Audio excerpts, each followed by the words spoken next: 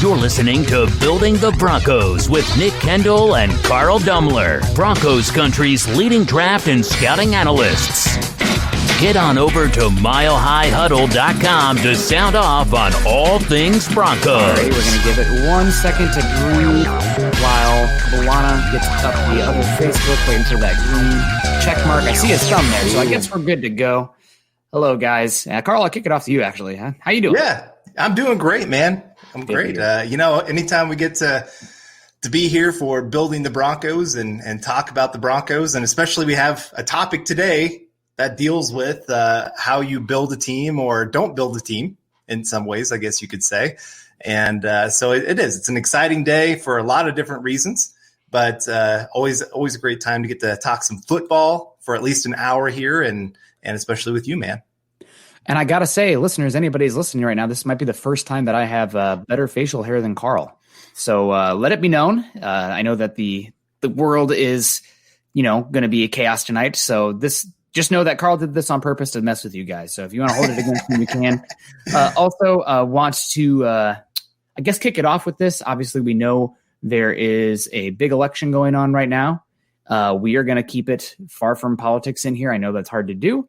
We would appreciate if you guys did so in the chat as well, because that can really bring out some ugliness. And we're going to offer this as an escape. So if you guys are in for the politics today and doom scrolling Twitter, so be it. Just we ask that you respect this platform and do it elsewhere. So love you guys. Thank you so much. And also, we love our sponsor today. Today's live stream podcast is brought to you by sportsbetting.com. Broncos Country gambling is now legal in the great state of Colorado. And here's what makes sportsbetting.com a no-brainer for all sports fans. They have sharp odds and low juice. They have in-house bookmakers, and they don't use a third-party provider of odds. They also have reduced juice and the best prices. They have hassle-free bonuses with a one-time rollover, which means the bonus money is yours after you bet it just one time. Other sites range from 5 to 30 times, so that's a great deal. They also have 24/7 live customer support, so a real person always answers your call, so that's great. And here's the kicker. At sportsbetting.com/milehighhuddle, you can get a 100% risk-free week of sports betting up to $1,000. I think that's called 1G. I'm not sure. I'm not up to the lingo with the kids. Not just one bet, though, but all your bets. Play for a week, and if your losses exceed your winnings at the end of the week, sportsbetting.com/milehighhuddle will cover 100% of the difference up to $1,000 with a one-time rollover. So again, head on over to sports betting at www.sportsbetting.com/milehighhuddle. That's www.sportsbetting.com/milehighhuddle and capitalize on a risk-free week of sports betting up to $1,000. So also, guys, make sure you find Carl on Twitter at Carl Dumler MHH and myself at Nick Kendell MHH. And if you are joining us today via YouTube, do us a huge favor, like, subscribe, and share our show on Facebook. Click those little thumbs up. Go to iTunes, leave us a 5-star rating and a comment, all that good stuff. And today's show and all the Mile High Huddle content is brought to you also by Sports Illustrated. This is the Overtime Podcast Network. Broncos country, listen up. Coors Hard Seltzer, it's not your average seltzer because rooted in Coors' long history of sustainability is a brand inspired by a generation that wants to do good in the world with a mission to restore America's rivers. It used to be if you wanted to make an impact, you wanted to make a difference in the world, you'd have to get off your butt, you'd have to go out there and do something. With Coors Hard Seltzer, they're making it all the easier to make that impact. And the way they're doing it is by launching the world's easiest volunteer program. Whatever you're doing, by simply cracking open a can of Coors Hard Seltzer, you're volunteering because our waterways are at risk. 80% of America's rivers are drying up. But through a partnership with Change the Course, Coors Hard Seltzer is helping to protect and restore America's rivers. Each 12-pack of Coors Hard Seltzer, this is how it works, restores 500 gallons of fresh water to U.S. rivers and the communities that depend on them. And the way it shakes out is 1 billion gallons of water restored to 16 river basins across the U.S., including the Colorado River. And that's just year one. Plus, with Coors Hard Seltzer, you get 4 refreshing flavors, 1 cool cause. Enjoy naturally flavored black cherry, mango, lemon lime, and grapefruit. And the specs are in, gang. Coors Hard Seltzer is 4.5% ABV and only 90 calories. Chad, I know for a fact, watching that Broncos-Chargers game in the first half, I needed a few Coors Hard Seltzers to get me by. But after that wild comeback victory, I'm celebrating with my Coors Hard Seltzer in the best possible occasion. So, gang, join the world's easiest volunteer program by simply drinking Coors Hard Seltzer. You can volunteer to restore America's rivers. You buy Coors Hard Seltzer, you help restore 500 gallons of water into America's rivers. It is that simple. So visit CoorsSeltzer.com to find a Coors Hard Seltzer near you. That's CoorsSeltzer.com. For every 12-pack sold through 8/31/2021, Coors will purchase services from Change the Course to restore 500 gallons of fresh river water. Details at CoorsSeltzer.com. Celebrate responsibly. Coors Brewing Company, Fort Worth, Texas. So, Carl, we're talking the trade deadline today. There's a lot of talk that with the C word in the world right now, on top of the expanded playoff pool, that it might be a somewhat quiet time for the Broncos and the league as far as trades go. We did see some yesterday, but the Broncos hold back and sit back and don't make a move. What are your thoughts on that? Obviously, we thought that would happen, but it's now it's coming past. Yeah, it's the Broncos are in this weird spot. Yeah. They're not out of it, but they're not really in that great group of about 7 teams that you're going, these are the Super Bowl contenders. And these are the teams that should be buying during a time like this. And so to me, I mean, it does, like you said, it doesn't surprise me that the Broncos stayed put. If anything, I thought they might sell off a couple players that just were not playing a whole lot this year and we're not going to be a part of the future a whole lot. Deshaun Hamilton might have saved his job with his good game, and of course Tim Patrick being injured. So that might be a big part of it. No, I am not 15 years old today, and I can drink. Yes, thank you. Sorry, a lot of people commenting about me not having the beard. November is the only month I do shave. There you go. That's what's going on here. I'm revolting against this no shave November. That it'll be back in December. Don't worry for our playoff push. But no, really, it is the Broncos maybe could have made a mover here or there just for a 7th round pick, somebody trying to unload something. But with the Broncos being in cash trouble, you don't want to bring on another player that you maybe have to give another contract to or that you're going to pay millions to. If anything, I thought they might be sellers just in trying to get a player that they know they're not going to be able to pay, get something while you can. But at the same time, like you said, the expanded playoff with so many teams thinking that they're competitive, teams were just not offering a whole lot in trades.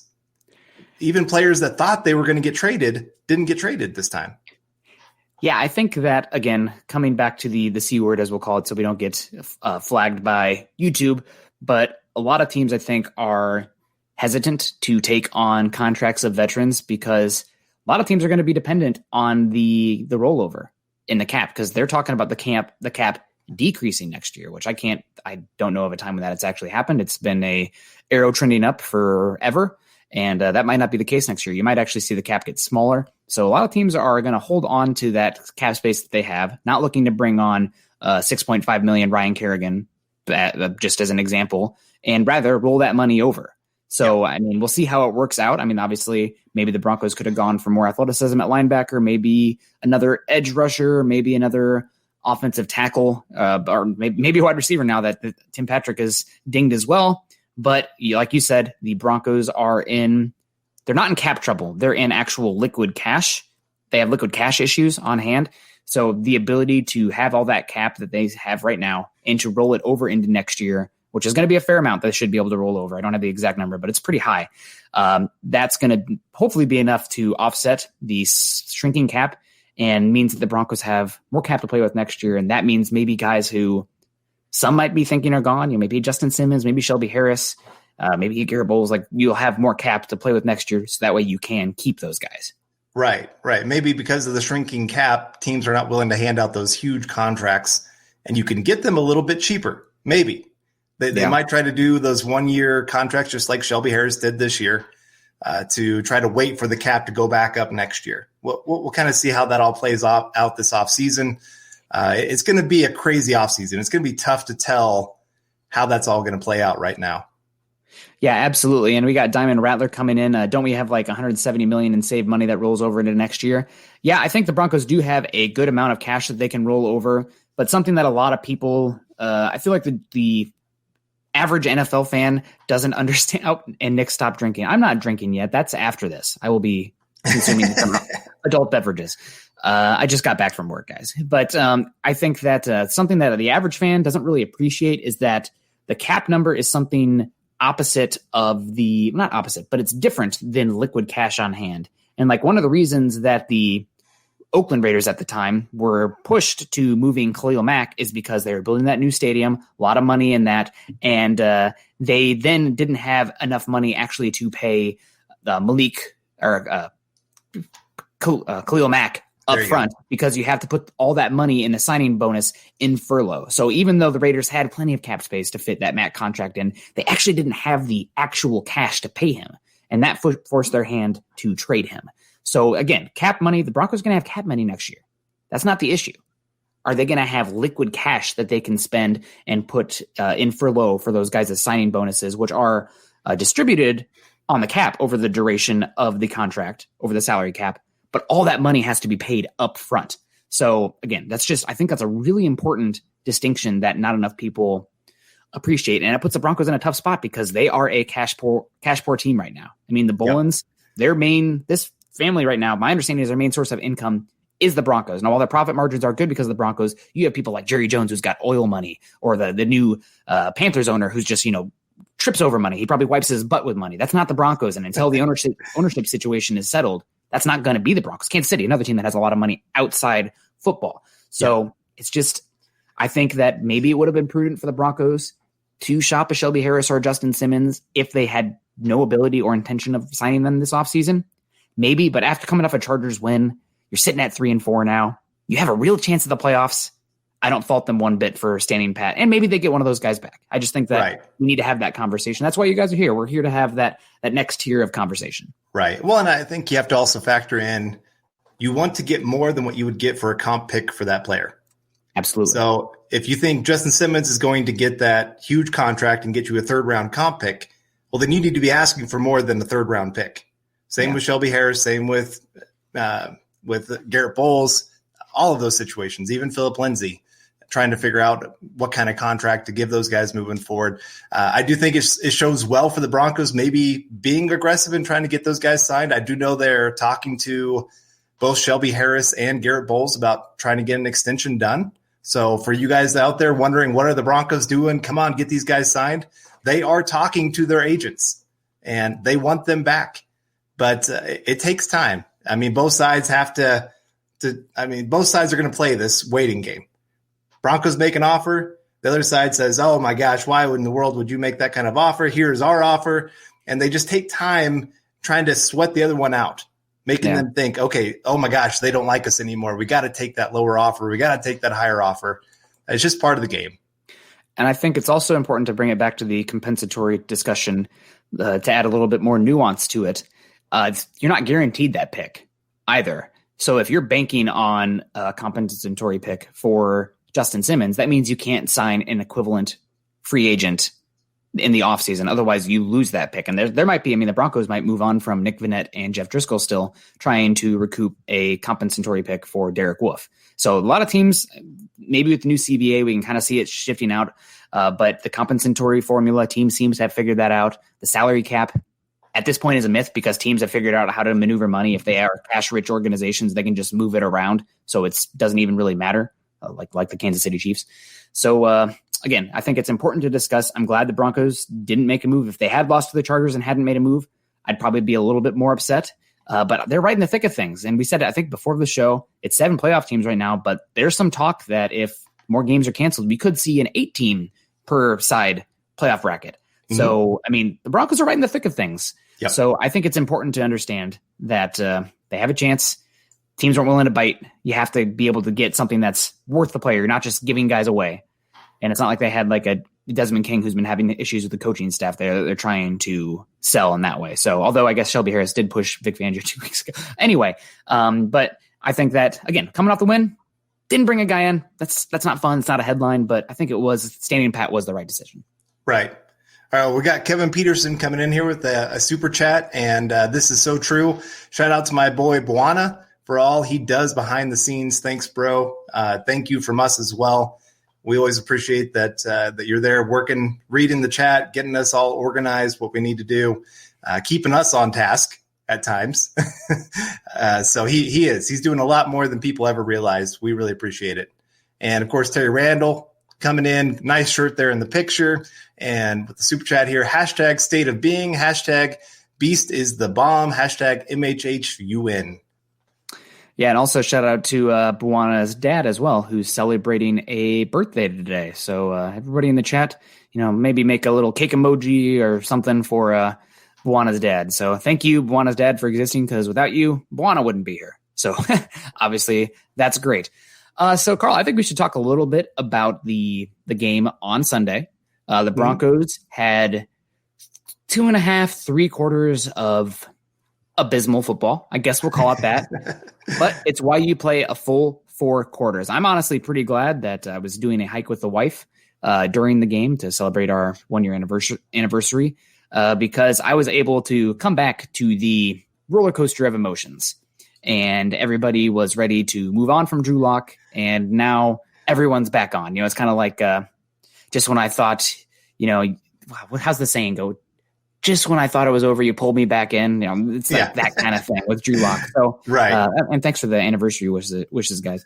But I think that we need to take a more wide scope view of Drew Lock's game this week, and why, for me, after watching the game, unfortunately, I'm still in the exact same spot I was coming into the game. I guess I'm a little bit better because that Chiefs game was so bad, but overall, I didn't move much. Well, it's one of those, if you didn't like Locke before the game, then you point to the first 3 quarters and say, look, this is who he is. If you really like Locke, then you're going to point to the 4th quarter and say, look, this is who he is.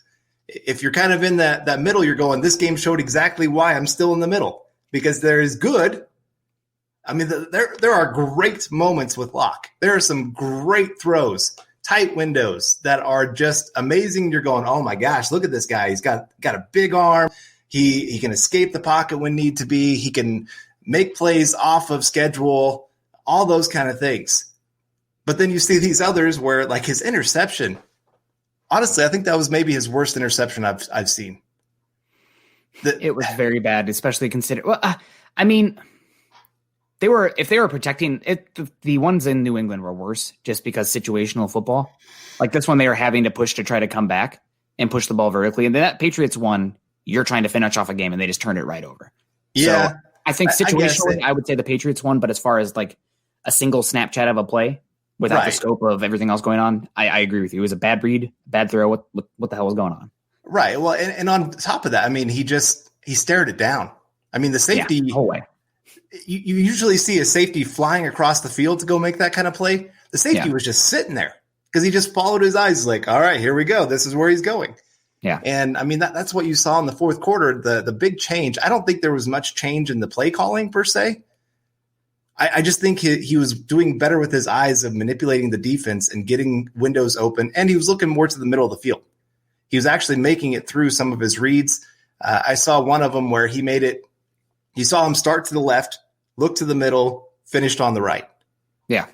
And that's what I want to see more from Locke moving forward, is that ability to not just lock onto one guy and make it easy for the linebackers, cornerbacks, and safeties to know exactly where he's going with the football. Yeah, I definitely agree with you. I think my biggest takeaway from that was there was, again, I'm a statistical nerd, guys, an epidemiologist here, but correlation does not equal causation. That's Stats 101.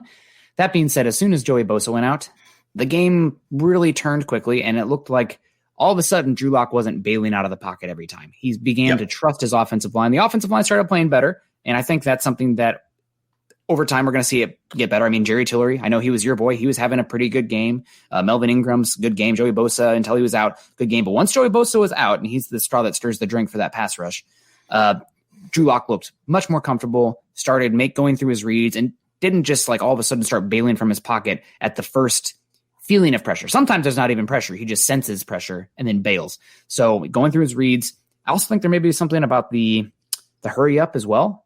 Just trying to get through things quickly, not time to overthink it and panic. Right. But I mean, again, we're hammering a little bit on the negatives. The positives are he made some throws off platform, out of the pocket when it was called for. It's an issue when it's not called for, but when it's called for and he can do that, that's a great trump card.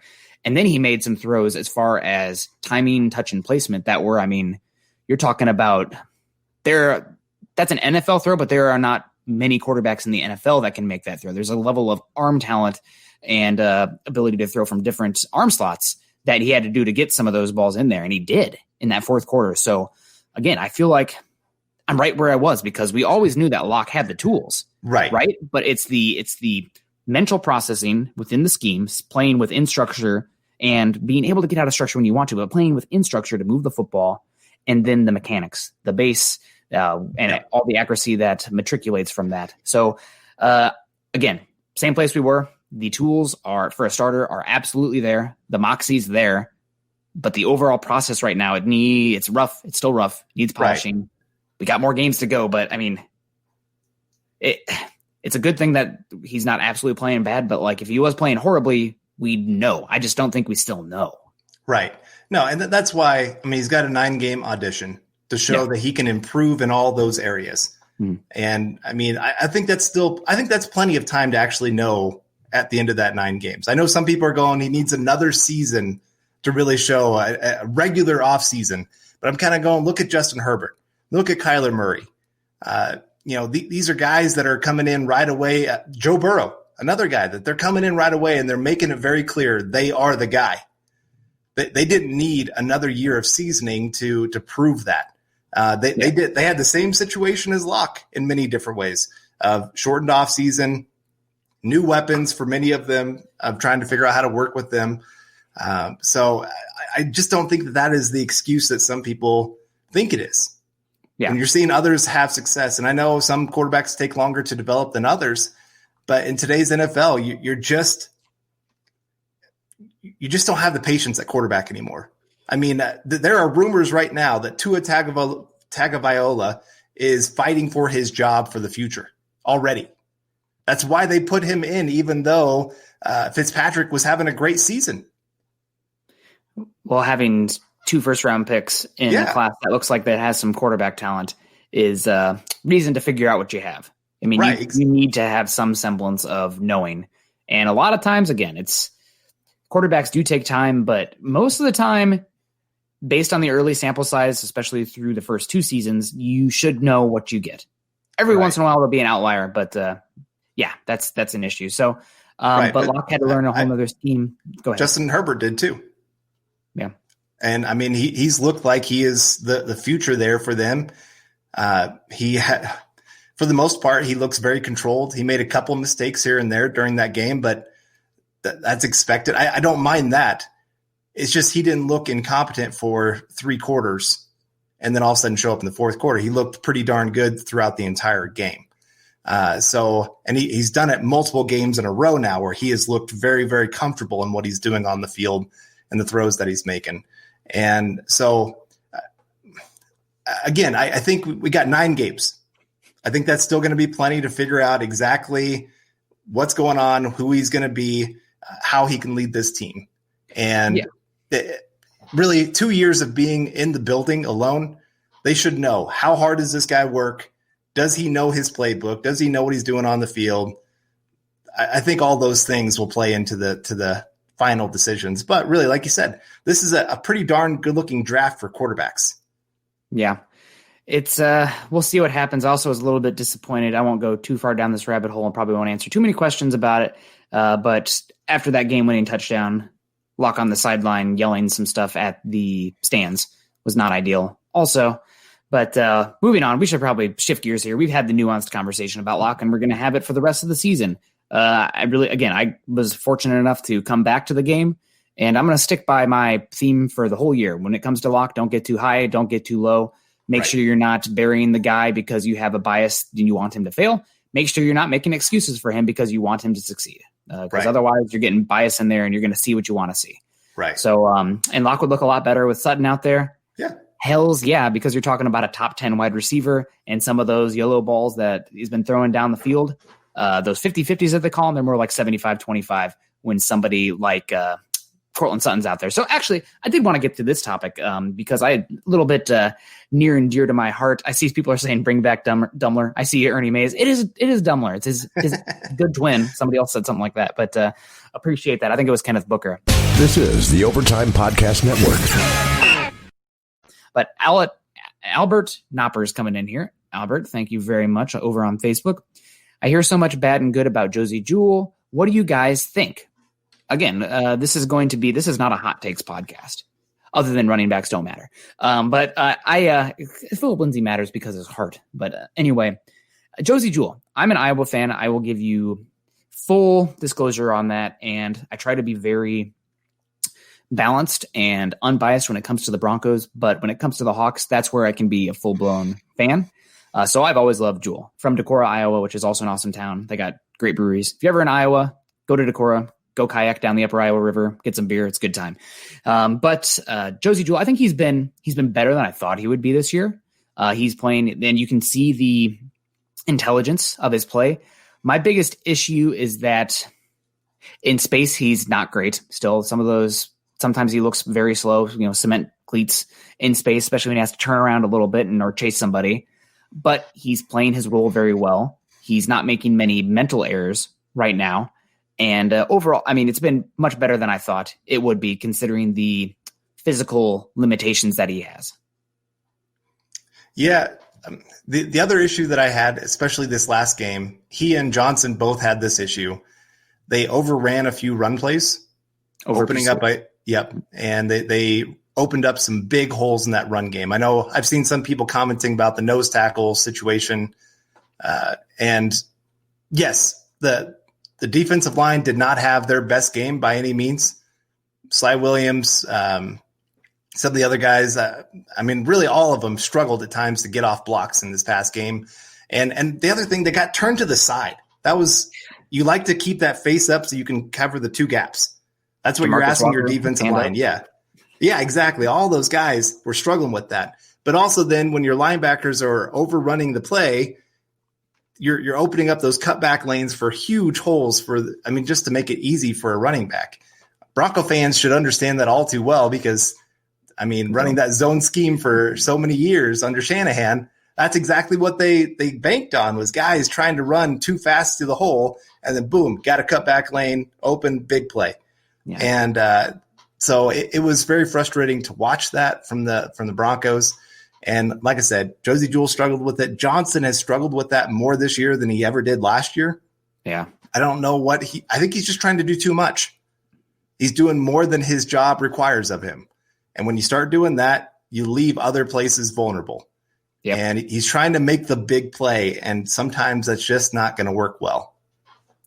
Yeah. And my other thing when it comes to Josie Jewell is I think you can get by with him. He's never going to be the focal point of your defense. He's not really a playmaker, but I think he's a smart enough player where he's not going to kill you with mental errors. And in a Vic Fangio defense where communication and cohesion in that back seven is so important, that's fine.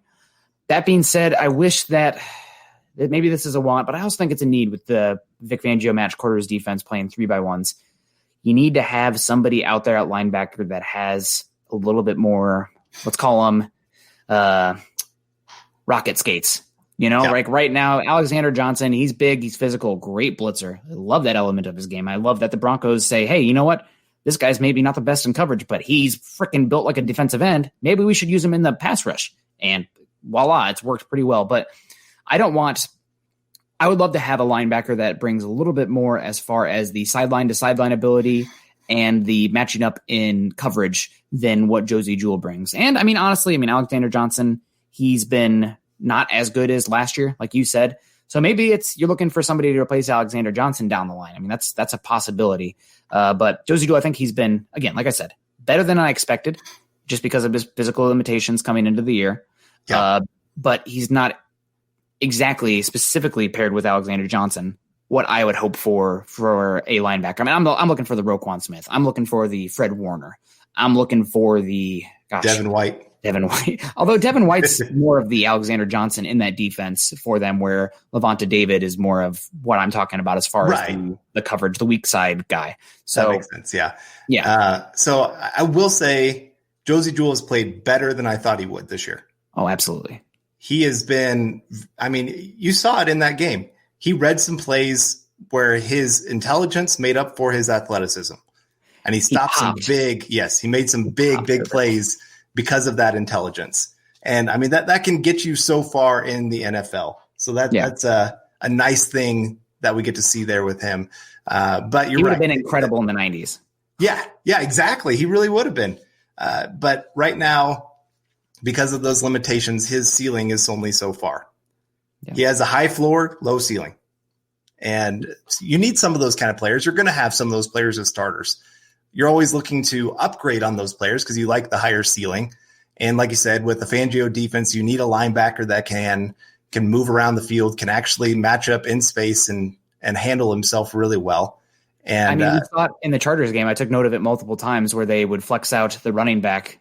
And I think it was a 3rd and 4 or something where they flex out the running backs. And it was Alexander Johnson playing as the farthest defender in coverage. And they just ran a rub route with a slant of that guy. And it was easy.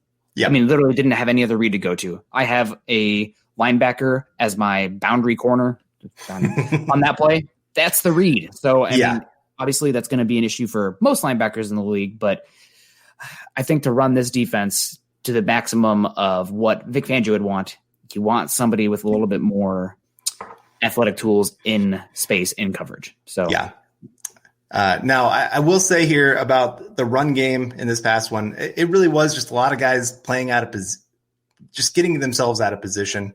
Like I said, I think they were just trying to do a little too much. And I'm sure the coaches can get that back under control. I'm not too worried about it. I think they'll do fine. Yes, they are going to miss having a great nose tackle in the middle to really stuff the run there, but they still have enough in their defensive line to make up for it. The problem is that they got a little bit smaller. That's the main issue. Draymond Jones was never known for being a great run stuffer in college. He was more known as the penetrator. I mean, you saw it on that, was it 4th and 1 play where he made the play in the backfield? That's what he's known for. DeMarcus Walker, known for trying to shoot the gap, get down the field, not a 2-gapper. So you really got Sly Williams, who's a 2-gapper. You got the other Williams, who's a 2-gapper. I mean, that's more of what they're known for. They're not great at it, but they're known for it. And so then you got Shelby Harris, who last year they tried at nose tackle. It did not look good. He's better at defensive end where he's got a little bit more space to operate and isn't just asked to kind of hold the middle of the field, that he can get downfield just like he's been doing great at this year. So it's going to be kind of a stop him by committee. And like I said, it's not going to look as good. Anytime you lose a starter, there's a reason that they were the starter over the other person. It's not that your backup's going to come in and be better. And there's not really anybody on the street that I'm looking at and saying, go get that guy. Yep. I mean, that's kind of the state of where we are right now. So again, the Broncos, they're not killing the Broncos by any means, but if you're talking about a top 10 defense versus a defense that could challenge for the number 1, a linebacker like that can bring that ability to the game is something they should look for. And it doesn't have to be a 1st-round pick.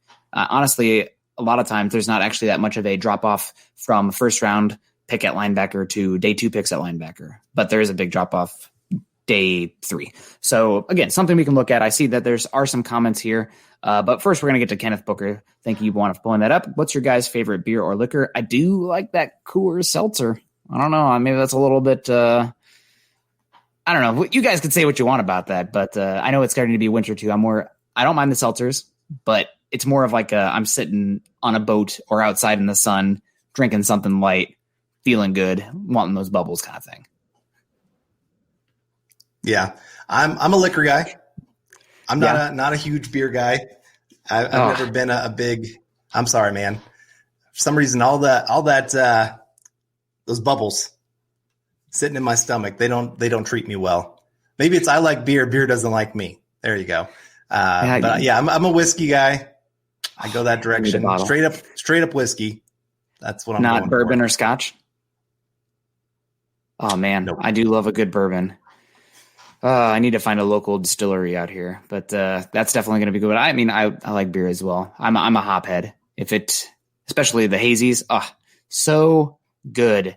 And the Charlie Beagle coming in, seltzers seem like a scam to me. Just bubbly water. I saw somebody once that what is it? The White Claw, I think is what it's the one that's called. It's like White Claw tastes like somebody had a fruit salad and burped into seltzer water. I was like, well, you know what? You're not wrong. But so definitely linebackers are interesting. And thank you for that question. I mean, I think there's probably going to be more alcohol consumed today than any days in like the last 6 months and then the next 6 months to come. Right. Just based on what I saw on Snapchat and Instagram stories. Right. You got half the country very high. Got half the country celebrating, half the country mourning. Yeah. But anyway. This is the Overtime Podcast Network. Back to football. We'll get into this. Is Barron healthy yet? Him and Kareem popping dudes would be lit. Michael Ludi. I don't know. He's not. I mean, I guess we need to start disparaging him like we did Bryce Callahan. Whereas, like, does he even exist? Because Bryce Callahan, oh my God, we probably need to talk about him. Honestly, he is playing incredible football right now. I know, I mean, there are some, I wouldn't say limitations. Like, obviously, the boundary corner is going to be more valued in today's NFL. Yeah, Charlie Beagle, good job. Yeah, that's big of you, Charlie. I see you. Yeah. But man, he's been incredible. Bryce Callahan, that interception he had, taking the ball away from Mike Williams. I mean, that's big boy football. So, and he took a cut this year to play for the Broncos. So, I mean, and let me talk about that interception. I know some people got after Justin Herbert and saying, I had one person say that showed he is a low IQ quarterback by throwing that football. No, you got a 5'10" corner going against about a 6'5" receiver that's known as a top 3 50-50 ball receiver. You got one-on-one back of the end zone. You make that throw every single time. Yeah. Mike Williams had 2 great catches before that interception. Bryce Callahan just made the play of his career. I mean, Vic Fangio said it. That was the best play that he has ever seen from Bryce Callahan, and he has seen every single snap of Bryce Callahan in his career. So it was. I mean, I know a lot of people are going to point at Drew Lock and whatnot, but that was the winning play. That was the dagger. It's the only way the Broncos even thought they had any chance in that game. If they even kick a field goal, that game's over. Yeah. And that was a huge play for the Broncos. And Bryce Callahan, it's not just that one play. He's been playing lights out, and he's been getting better as the season goes on. That's what's been really nice to see. Now that they've been able to mix him in a little bit more in the slot where that's his natural spot. But he's been playing lights out on the outside as well. And I think PFF has him ranked as the number 3 corner. He is giving up a quarterback rating of like 44 when he's targeted. I also think he's the most targeted cornerback and has yet to give up a 20 as far as giving up plus 20-yard receptions. So, like, as far as targets per explosive pass given up, he's number 1. Right. So, I mean, hats off to him. I know that we definitely poked at him and his ability to not play last season. I knew that there were concerns about the foot when the Broncos even signed him. But man, he's been worth the wait. So everyone, pray to your God or whatever, that if Bryce Callahan, just like the Michael Jordan touching the basketball thing, let's do that with Juwan James next year. Please, God, please. That would be so awesome if he could play just even average for the right tackle position. But I mean, that would just, God, night and day. And that comes back to Drew Lock being comfortable. Right. But no, you're right. It's been huge, especially with Boye down, to have Callahan really step up and be a true number 1 cornerback in the NFL. That has made where they could blitz, where they could actually send these linebackers to help with the pass rush that has been struggling at times this year. I know Reed has 5 sacks now. And Bradley Chubb, sorry, all of a sudden his face. I was thinking his cousin for some reason was stuck in my head. But Bradley Chubb has 5.5 sacks. Yes, those guys have a couple have looked pretty decent at times, but they've still had to manufacture pressure with some blitzes. And so having a secondary that's been able to hold up like they have, Ojemudia is another one that has really done better than anybody ever expected for a rookie. And he struggled this week a little bit. This was probably one of his worst games, but the Chargers have some good wide receivers. And, you expect a little bit of up and down with the cornerback position, especially the 3rd round one. But Yeah. To pivot on this, I mean, how many teams right now have a better starting five at defensive back than the Broncos? I mean, I know that I really try not to be biased here, but when you talk about Justin Simmons, who's obviously really good, there's been some detractors for his play this year. I mean, obviously, I think he's still playing at almost the level he was last year. Kareem Jackson's still really good. And then you got Boye, who's back. You got Michael Ojemudia, who's playing about as good as any rookie cornerback. And Bryce Callahan is playing as good as any cornerback in football. So, I mean, there's probably some that I could hear arguments for, but as far as the starting five for defensive back, the Broncos got to be right in there. Right. No, you're right. This last game really was one of their tougher matchups of the season. Chiefs are right up there, of course, with what they have at weapons, but the Chargers are very underrated with what they have. And those guys, I mean, they gave up three touchdown passes, but those were like great passes, great catches. I mean, that pass to Mike Williams with Boye right there. I mean, he was right in coverage.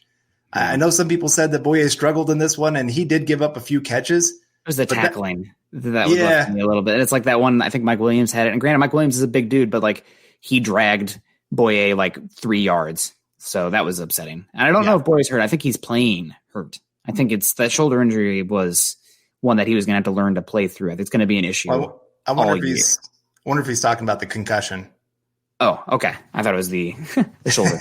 Well, and it could be the shoulder too, but he'll be in concussion protocol all week. I don't know the severity of his concussion. We'll probably know a lot more probably Thursday of his chances of playing. If he is any kind of participant in practice, good chance he plays. Yeah. So again, I think that this year has been 2020 in itself has been a year of a lot of upsetting things. And the Broncos obviously are not playing as well as we'd hoped. Granted, 3-4, considering the teams that they've lost to, outside of the. I'm trying to think. I think they should have won that Titans game. God, that was a close one. I'm trying to think who was their other loss. Almost all their losses have been against really good teams. I mean, Steelers, Tampa Bay, blah blah blah blah blah. Great teams. So Chiefs. These Titans. next two games, these next two games honestly determine the season, right? Like these are two teams that are not absolutely trash like the Jets, but not, Super Bowl contenders like the Steelers, the Chiefs, the Buccaneers. So win these games, I mean, we're right back in the thick of things. And also not as good of defenses as some of those teams too. So things look okay for overall. And I'm just going to take it as it can because we need some positivity. Right. No, you're right. And I did want to comment. I saw somebody earlier saying that we're hating on Drew Lock. I just want to point out, saying that he didn't play a perfect game is not hating on Drew Lock. If you call that a perfect game or say that game proves that he is the man and the future for the Broncos for the next 10 plus years, I don't know what exactly you watch there. I like Drew Lock. I think there is high potential that he could be the guy moving forward. I really do. But he has a long ways to go to really prove that he can be that long-term guy. And so, I mean, he's had 8-9 games now? I believe to his name. 9. It's 9 or 10. And he's had, I would say, one outstanding game against Houston, a couple of really good games, like the Detroit game. I thought that was one of his better ones where he stayed very controlled, took what the defense gave him. Honestly, that was probably my favorite game of his. Pat's game. Pat's game? Yeah. Okay. I mean, the fourth quarter was bad, but the high level of throws that he was making more consistently. Right. Yeah. No. So he's had some good ones, but he's had some real stinkers as well. Yeah. And so he hasn't shown exactly who he is as an NFL quarterback yet. I just want to make that clear that we're not saying that Drew Lock is done or that he's terrible or anything like that. We're just trying to say he has plenty of things to work on. Not too high, not too low. Right. I mean, take it one game at a time, just like the team does. I mean, we have a full season or half a season left of a sample size, knock on wood, that Lock stays healthy, where we can use to analyze. So he should get that time. He has way more tools than Rippon. Then we can put that one to bed. Hopefully Trip Driscoll's out just because I want that comp pick. But again, there's things to be really excited about. Right. And I'll say I think he has proven to at least be the second best quarterback from that class right now. Daniel Jones. has been terrible. On a bad offense, though. He is, but he still makes mistakes that make you go, what in the world are you thinking? Some of his turnovers are absolutely just really, really bad decisions. I'm not saying that Drew Lock's haven't been bad decisions, but he seems to do it on a more consistent basis than Drew Lock does. I'm still TBD between those two, and I'll throw in Gardner Minshew as well. But I would rather have Lock because he has more tools. Right. Daniel Jones might be a slightly better athlete, though, which is weird. But I mean, I think he was like one of the fastest recorded players on that run where he fell down. But still, that's pretty crazy. So, gosh, I saw some people talking about linebackers. That Notre Dame linebacker who I'm not even going to pretend to pronounce his name unless I had it in front of me. I just got Albert Okwuegbunam down, so come on. But I know that you need to talk to the announcers of games. That has been a disaster every single week for the last 3 weeks. Yeah. So I see people talking about linebacker here. Got to draft Parsons or Moses with our first round pick. Nick Bolton's another one too that's got some talent, and it's a pretty deep linebacker class as well. So it doesn't have to be a first rounder pick kind of thing. I think there's going to be a lot taken in the top 100 that are going to be pretty darn good. Right. I like this linebacker class. A lot of guys that I could see the Broncos bringing in, and I still like who they took in this past draft that they didn't get to see. Jason Stroud. Yeah, Justin. I'd like to see what he can bring to the Broncos as well. I know they were pretty darn high on him, and what he was showing in the few practices that he did get to practice. And so we'll see how that position plays out. There's still a lot of time to figure it out, and but I mean the guys they have now, they're good enough for this season. But you need to update it. It's like a Bill Belichick kind of thing where it's more about the scheme than the individual talents. That's Wade Phillips, really good coordinator, but he was at his best when he had Hall of Fame talent and he just let guys go out there and play simple, stupid. Like it's just cover that guy, rush that guy. Obviously, I'm really simplifying there. But, I mean, there's much more of the scheme and player intelligence demands in the Vic Fangio scheme, especially in coverage, and we're seeing that. So, I mean, Alexander Johnson, Josie Jewell, playing good enough.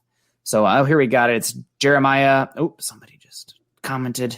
How dare you with your super chat? No, I'm just kidding. Jeremiah Owosu Koramoa. So, he seems really, really athletic. I do worry that he might be too small is the thing, because in this defense, even though we're moving to more of a 4-2-5 kind of look where that's going to be the new base, you should play 5 defensive backs to take off a defensive lineman or a linebacker.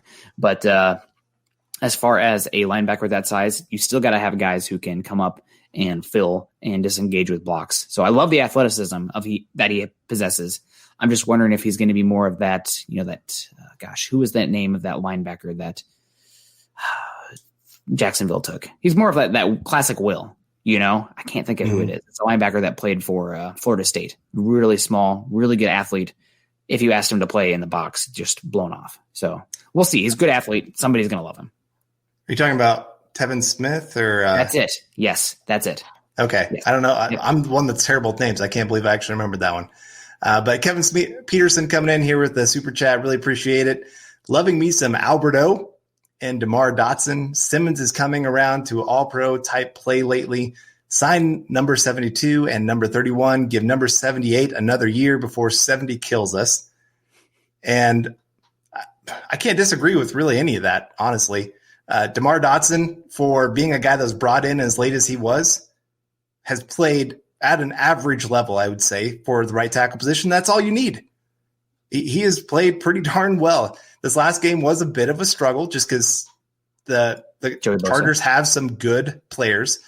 But other than that, I mean, he has looked pretty darn decent. And Alberto, this last game made some outstanding catches. That touchdown catch, that's what we wanted to see against the Patriots. I thought the Patriots one was easier than that one. Oh, it was. Yeah, for sure. And he came down with it, which is great to see. And it's nice. I mean, we talked about at the beginning of the season that if Alberto has a role in this offense, it is going to be as that red zone guy, because 6'5" can jump over a building, can box out, has some decent speed, especially taking on that seam just like he did on that touchdown.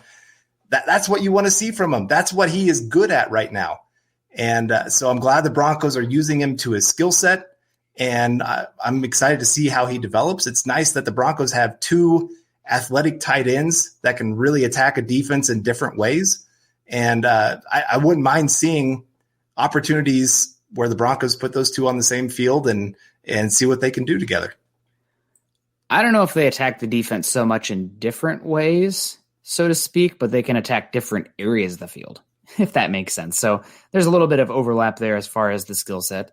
Yeah. And also, I mean, watching the game, it looks like Noah Fant is still decently, he's in pain. I mean, let's just call it as it is. He's struggling out there. You can see it in his face as far as the pain he's dealing with. But, hats off for him. A lot of people called him soft last year.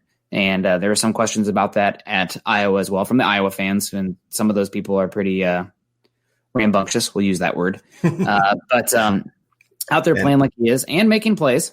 I still think he's their best weapon. Or best passing weapon. So we'll see. I think AO and Noah Fant right now, considering the Broncos struggles at 11 personnel, now that Tim Patrick's dealing with a injury, not many teams have two linebackers that can cover those guys. I think that's the way to go. Now, granted, you actually run less efficiently out of two tight end sets as opposed to three wide receiver sets. It seems counterintuitive, but it's actually not about number of blockers on the field. What it comes down to is the number of defenders in the box. There's been a lot of studies done to show that's the biggest factor as far as running the ball efficiently. But still, I think that getting those guys out there, getting Noah Fant and Alberto Cuebanam, if I can say it, I better say it, out there together, I think that's a way to go. And I think it would help Drew Lock a lot as well. And I will say I agree. Honestly, I wouldn't mind if the Broncos' entire offseason is just signing their own guys. Bringing Garrett Bowles back, Justin Simmons back, even Dotson, signing him on for another year. I wouldn't mind that as that swing tackle for the Broncos. Phillip Lindsay, I wouldn't mind moving Melvin Gordon's money to Phillip Lindsay.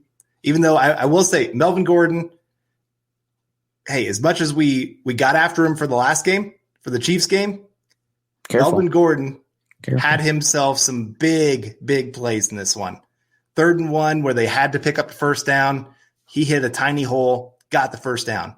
That 3rd down and 4 or 5 where he stretched out where they don't have to try to pick up a 4th and short, that was huge. His ability to get out of bounds to save time, again, smart play there by Melvin Gordon. Really made up for what he showed last week. Yeah, I think there was a pass play that he caught that was a pretty spectacular for a wide receiver one and stretching out and making a play. So also he does bring better in the pass protection area. So you got him. You already paid for him this year. It does seem like his guarantees will be voided because of the DUI, which I'm not sure what that means, what the Broncos will do there. And we'll see what happens there. I mean, I'm not ready to say that's an absolute that's going to happen, but we'll see.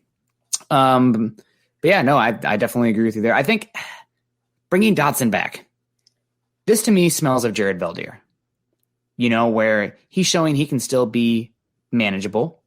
But I think that because they brought him back, they brought him in so late, I can't see the Broncos valuing him so much. I think they're going to, once again, depend on Juwan James, which is, gosh, everyone hold their breaths. But I think that's the direction they will go. I also think that they will utilize a top 100 pick on the tackle position if possible. It doesn't have to be a first-round pick. It could be a first-round pick, even if that guy is a backup for the first year or the first 6 games until Juwan James is out or something. That's a possibility. It just seems like another position, especially now that they're probably going to pay Bowles as well. You probably should throw another early draft asset at it just to try to tackle it. And that wasn't a pun. It came out as one. But just to try to tackle it. And then you have a guy that you can develop. You're not going to depend on year one. And odds are you're going to see him eventually anyways, because that's just how the NFL goes. You need one backup tackle that you're going to probably lean on at some point, a fair amount. And you need a backup interior offensive lineman as well. So. Right. Well, Andron kind of hitting on same thing here. A lot of draft guys say that Penei Sewell should be the first tackle off the board. There's no should. He will and very much deserves to be the first one off the board. So who do you guys think would more likely to fall to the Broncos with Leatherwood and Cosme? Who do you like more? That's a good question. I think that probably Leatherwood will be the first one off the board, but Leatherwood might be – the thing I love about Leatherwood is that he's extremely versatile.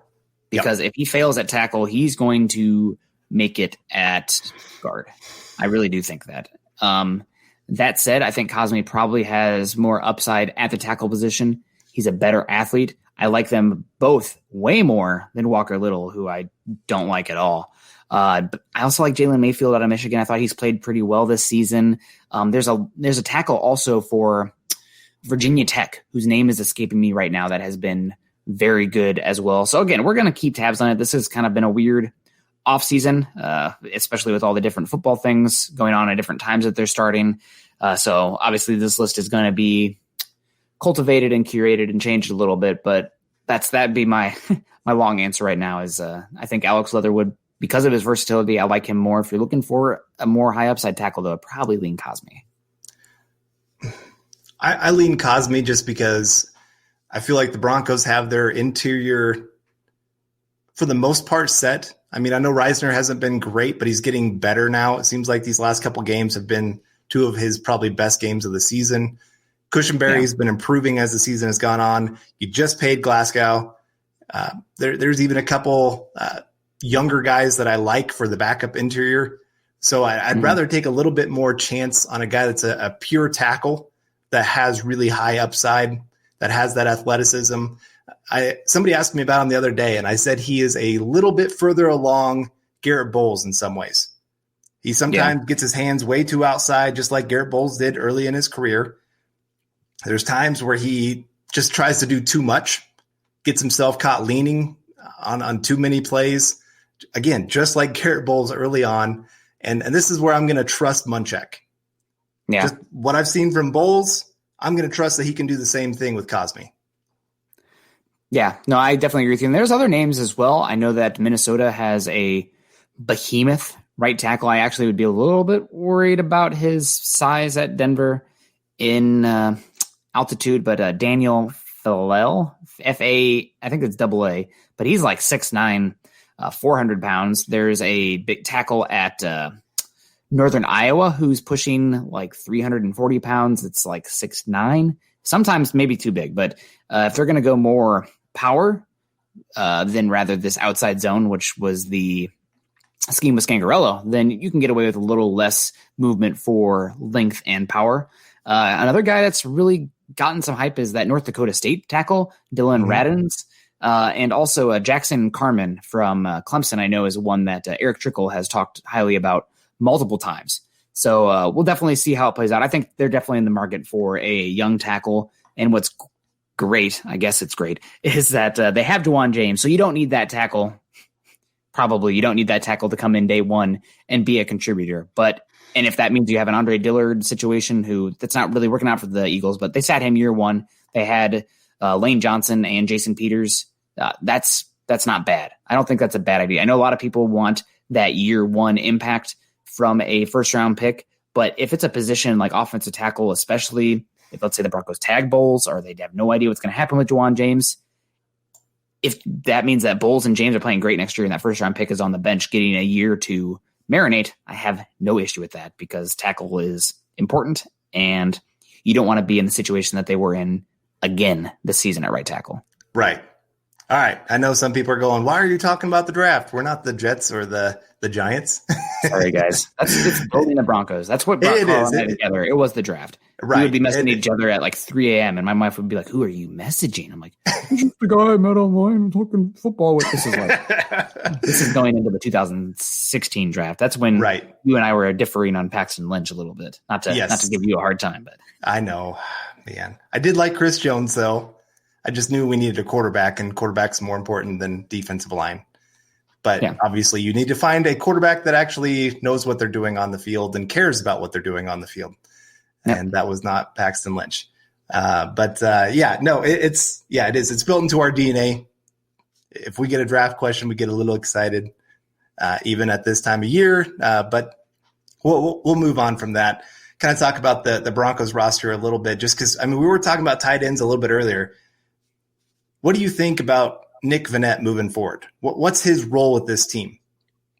He's essentially the blocker guy. He's the sixth offensive lineman. He can come out and leak out and do some stuff there. But as far as his role, you can't have him out there other than the obvious run plays or the ones where you're trying to force the defense to go base package.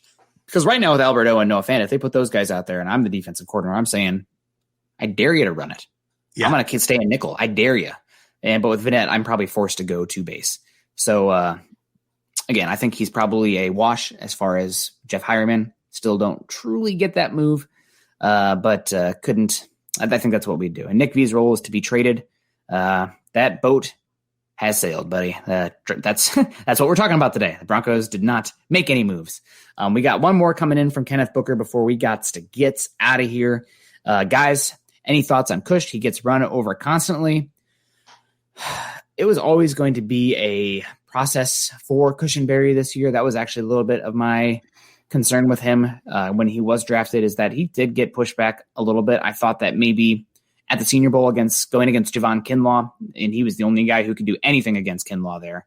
I thought that maybe there was a little bit more there, but he definitely needs some work in the weight room. He needs some work with leverage. I think he plays a little bit high right now. Well, he's big, he's tall. Yeah, he's long-legged. That was always going to be a little bit of an issue of the leverage when he gets against some of these guys. I mean, I keep picturing some of these smaller, quick defensive linemen just really getting under his pads and pushing him back. I will say, though, that the great thing with Cushenberry is you have seen growth. You have seen from week one where he looked completely lost on the field to now he seems to be slowing things down, getting himself under control, and he's getting himself in position. He's still missing a couple blocks here and there. Don't get me wrong. He's not a finished product by any means, and he wasn't going to be this year. But part of what I like is, again, he's developing quickly. And that's why we liked him coming out of the draft, was because he was smart. Everybody talked about how this guy really is just that captain, that leader on the defensive line or offensive line, knows what the defense is trying to do. You saw against LSU, they didn't try to blitz very often because they knew the offensive line could read it and pick it up. And that was a big part of Cushenberry. Sorry, go ahead. Also, Joe Brady doesn't believe in keeping guys in the block because the more pass options, the better, especially when you have a guy like Joe Burrow who can process quickly. Right. But no, sorry, what was the question? I just totally lost it. About Cushenberry and our thoughts on him. Yeah, I remember my point now. This will be the last one before you get out of here, guys. But Cushenberry's playing his rookie season. The Broncos, the last great center they had was a good center they had was Matt Paradis. Matt Paradis wasn't even good enough to make the Broncos 53 his rookie year. It took time.